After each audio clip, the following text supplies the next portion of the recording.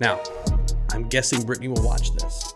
So I've got to make sure I give accurate information, but I do take out the trash. I do help unload the dishwasher. Now, I'll be real with you. I don't like laundry at all. What's happening, everybody, and welcome to the Papineau Brothers channel. My name's Kyle Papineau. I'm Kellen Papineau. Let's hang out. We're here to have fun. That's the real juice right there. We are real avid about having fun. Real avid, please sponsor us. We will shill your stuff. Absolutely. Like, I'm not wrong. No, not even kind of. So one of the things that we wanted to talk about was why did we start this channel? So the reality is we've been sitting at the dinner table together for years and years and years and talking about all kinds of crazy things. Not all at one time. I mean, some of it's all at one time. But we've talked about it for years and years at the dinner table, and we thought we'd bring some of that conversation to you. A lot of it has been just like mostly joking around, I would say, for the most part, but every now and again it gets serious about some certain things. And we ended up finding out that we're landing on the same side on a lot of these different things, but we're also just different enough to kind of provide two different perspectives on a matter. Yeah. And he's like, actually having somebody disagree with you forces you to reevaluate your own position. And so he has really challenged me in a lot of areas, and I would trust that I've been able to challenge you in some areas as well. Oh, yeah. Well, I mean, let's talk about that for a second. So I think one of the big misconceptions about our culture right now is that in order to love somebody, you have to agree with them all the time. Yeah. Yeah, to love somebody is to put your stamp of approval on everything they are, or like carte blanche, whatever as. they are into, you're into, or whatever they think you think, or if you for some reason disagree, then all of a sudden we can't get along. Yeah, I would totally agree with that. I think it's one of the biggest fallacies in our culture right now that you have to agree with every single thing that someone else likes or loves or thinks in order to love them, and that's not the case. In fact, I mean, we're not quiet about this. We're Christians. We believe in the Word of God. We have devoted our lives to Him. And the Bible actually says, as iron sharpens iron, so one man sharpens another. Mm-hmm. That means that there's going to be friction in a relationship at some point. Oh, absolutely. And I would even go so far as to say a relationship that doesn't have friction might not be all that it could be. That's good. In a weird way, in a theological way, I was reading B.B. Warfield, and he was saying if you worship a God that never disagrees with you, you might be worshiping an idealized version of yourself. Oh. So B.B. Warfield for the win, but also iron sharpening iron, there needs to be that healthy level of friction that brings us all in line. Well, that is definitely something that you and I have, is a healthy level of friction. We do love each other. We do see eye to eye on a lot of things, but there are times where you've come to me or vice versa and said, hey, like I see something in your life and I want to just help you get better. Yeah. Because I believe in you and we believe in each other and we think that we are legitimately better together. Yeah, we've got each other's six, you know? Yep. So let's talk a little bit specifically about one of these things where we agree, but we might be coming at it from two different angles. So we talked a lot about, the protector, defender, provider lifestyle. Specifically in your shoes, how do you see your role? And how do you find an effective way of implementing that role in today's society? I guess define my role. What are you talking about? So like as a provider for your family, as a protector of your family, what does that look like? I mean, as a family man, I'm a provider because I work. You know, like Brittany and I both work, but I don't just sit at home and let my wife do the work. I don't let her just bring home the only paycheck. Like I have to provide monetarily for my family. And then once I am home, I'm taking care of things around the house. Now, I'm guessing Brittany will watch this. So I've got to make sure I give accurate information, but I do take out the trash. I do help unload the dishwasher. Now, I'll be real with you. I don't like laundry at all. I don't mind laundry. It's the folding. It's definitely the folding. 100% I don't it's the like folding. any part of it at all.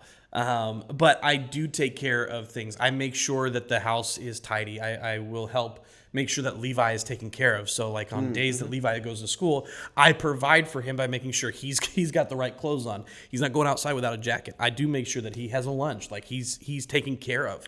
But then there's another side of this thing that like is the hypothetical. Like, what if something terrible would happen to my family? Right. And I have to be ready for that. I prepare for that mentally.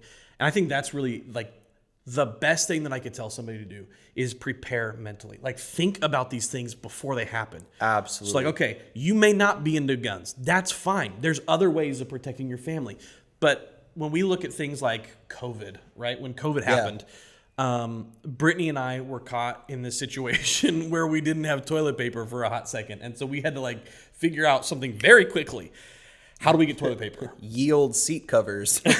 We had to figure this out. How do we get... We've all been in that situation. And so now, since then, we have actually stockpiled, and I've made it a point to provide for my family. I have provided toilet paper for my family. That's good. That sounds ridiculous, but there's going to come a day, again, sometime in the future, I don't know if it'll be a pandemic or something worse than that, where people are going to need toilet paper. And we have it. Not for you, but for us, because I've provided for my family. So I think thinking ahead is probably the largest portion of this whole thing. Like if you will just think huge. ahead and prepare in your mind and start running through scenarios. What happens if, right? So I wouldn't say it's every single time, but there are times where I will walk from my car, which is in a parking structure, to the door of my house. That's a very long walk. I've got about 4 minutes to ride an elevator and all this stuff. There's a lot that can happen in 4 minutes. And if I'm stuck looking at my phone the whole time, scrolling or doing something on my phone, I'm not paying attention to anything else around me. I've locked myself into this. And so I try to be as diligent as I can. Like in order to protect my family, I can't be on my phone in some moments. I need to be situationally aware That's good. of what's happening. That's good. Okay. Yeah. It looks similar, but different from my point of view. I think what you said about being able to think ahead and mentally prepare for a lot of these different things is probably my biggest battle. COVID for me looked a little bit different because I don't live with my family. I actually rent a place. So for me, it was like, how do I provide for myself in that situation? It's a lot of, in COVID specifically, a lot of grocery runs. I was fortunate enough to work for Shipt at the time doing basically shopping and delivering orders. So I was at a lot of different stores a lot of the time. So I was able to find a lot of things that maybe other people weren't. But being able to stock up too has been huge. Also, for me, part of being a protector and being a defender and being a provider is I'm not married, but I'm leveraging that. I am working on being completely debt free. Because I want to be able to go into my marriage without bringing any sort of financial baggage. But I think in addition to thinking through and trying to mentally prepare for a lot of these different things is also actually preparing with equipment. So making sure like you have a security kit that has like food and that sort of thing. Having, for me, it's a firearm. For others, it may be something else, but make sure that you have different securities in your house so that if something were to happen, you're able to protect yourself and you're able to protect those that are around you. Now, for me, the people that are around me aren't necessarily my family, but that doesn't mean they're any less worth protecting. Yeah. I remember there was one time when I was in college, I was staying the night at our church up north, and there was it was near the campus of UC Berkeley. We were about 8 blocks away, and there was a frat party across the street on a Saturday night, and I had come to the church and was staying the night in my office. And one night, 3 of these guys across the street got super drunk and came across the church and started beating down the doors and trying to break into the church. Jeez, dude. And I did not have anything to protect myself. I was not ready situationally for this moment. And I remember thinking, like, it's me and an iPad against 3 drunk college dudes.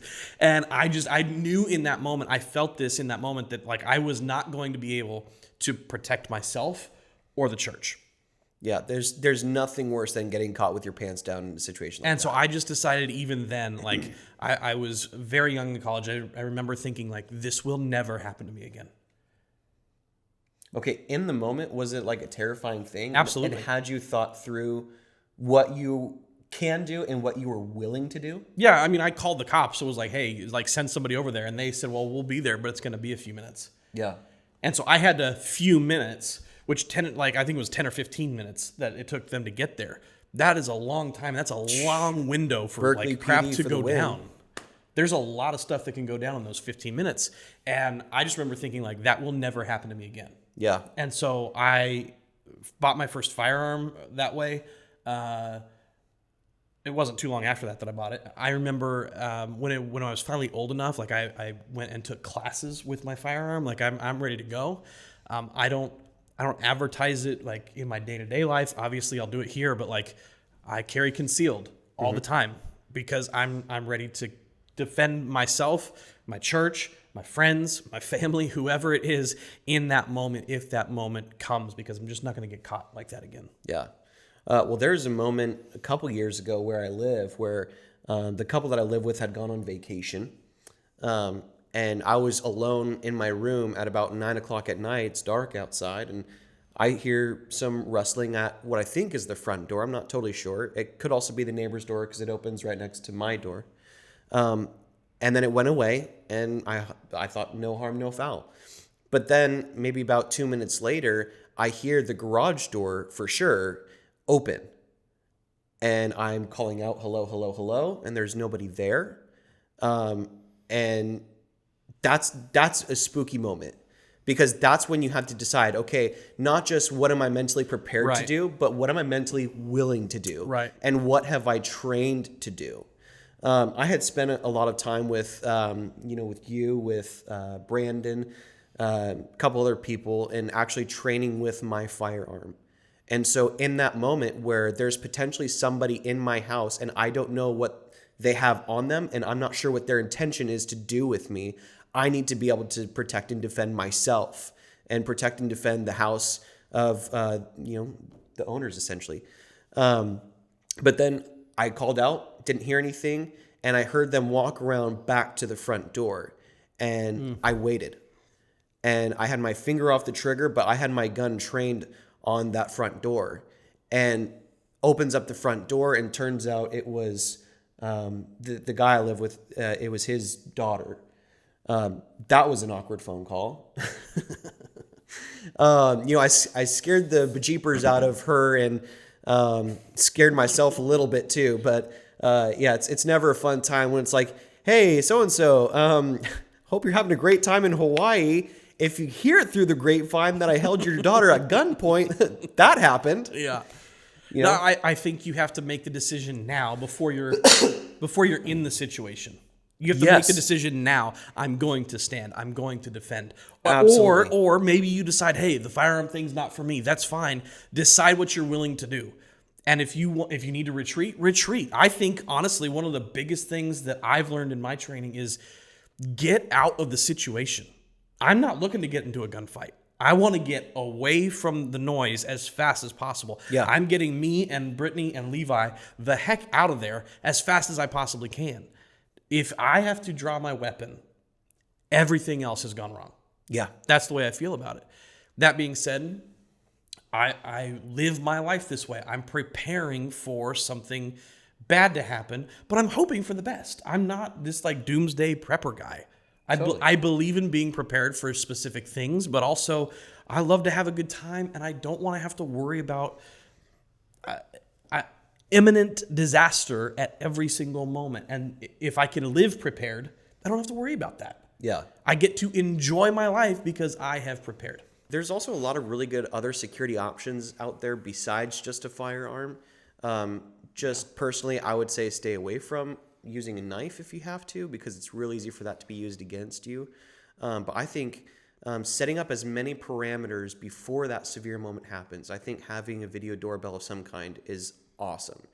I think making sure that you're going above and beyond to secure your house to prevent that from ever happening. I mean, realistically speaking, it is always going to be easier to prevent a fire than to put a fire out. Right. If you ever find yourself in a situation where the fire's already happened, then yeah, you need to act.